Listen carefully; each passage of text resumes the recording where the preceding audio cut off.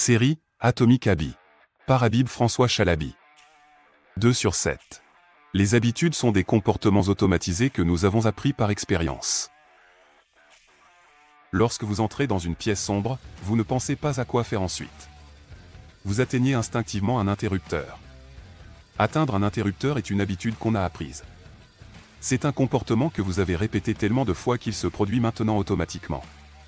Récemment, j'ai changé ma lumière des toilettes, pour des raisons techniques, d'une lumière à détection automatique à un interrupteur. Et bien après 10 ans et quelques jours, j'oublie encore cette lumière alors que je n'oublie pas celle de la salle de bain.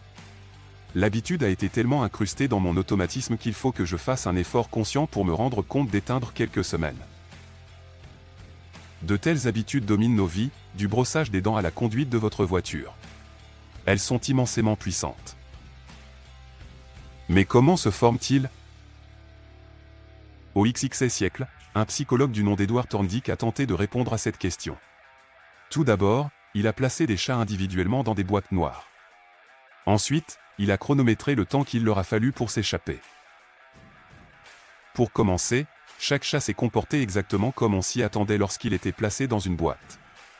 Il cherchait désespérément un moyen de s'échapper. Il reniflait et miaulait dans les coins, il griffait les murs. Une réelle torture. Finalement, après avoir cherché sur tous les murs de la boîte noire, le chat y trouva un levier qui, une fois pressé, ouvrait une porte, lui permettant de s'échapper. Thorndike a ensuite pris les chats qui avaient réussi à s'échapper et a répété l'expérience de multiples fois. Et puis, il les a remis dans la boîte. Après y avoir été mis plusieurs fois, chaque chat a appris qu'il y avait un levier magique et qu'il fallait appuyer dessus. Plutôt que de s'exciter sur tous les murs pendant une minute ou plus, les chats se sont dirigés directement vers le levier. Après 20 ou 30 tentatives, un chat, en moyenne, pouvait s'échapper en seulement 6 secondes.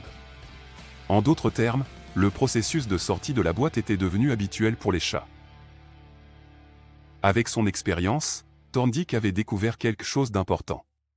Les comportements qui provoquent des conséquences satisfaisantes, dans ce cas, gagner en liberté, ont tendance à se répéter jusqu'à ce qu'ils deviennent automatiques. Nous en avons appris beaucoup plus sur les habitudes dans les décennies qui ont suivi l'expérience de Thorndike.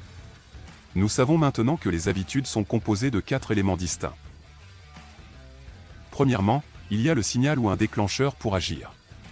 Entrer dans une pièce sombre vous invite à effectuer une action qui vous permettra de voir devant vous.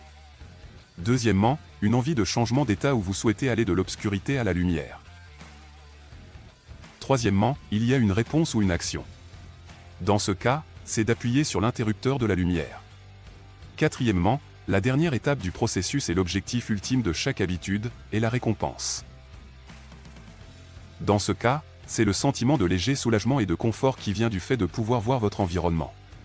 En résumé, le processus se divise en étapes simples, un déclencheur, une envie de changement, une action, une récompense et on recommence. Chaque habitude suit le même processus. Est-ce que vous buvez du café tous les matins ? Le réveil est votre signal. Le déclenchant est votre envie de vous sentir alerte. Votre réponse est de vous traîner hors du lit et de faire une tasse de café, votre action. Votre récompense est de vous sentir bien éveillé et prêt à affronter le monde. Maintenant que vous avez une idée du fonctionnement des habitudes, nous allons regarder au prochain article, comment vous pouvez développer de bonnes habitudes qui peuvent changer votre vie pour le mieux.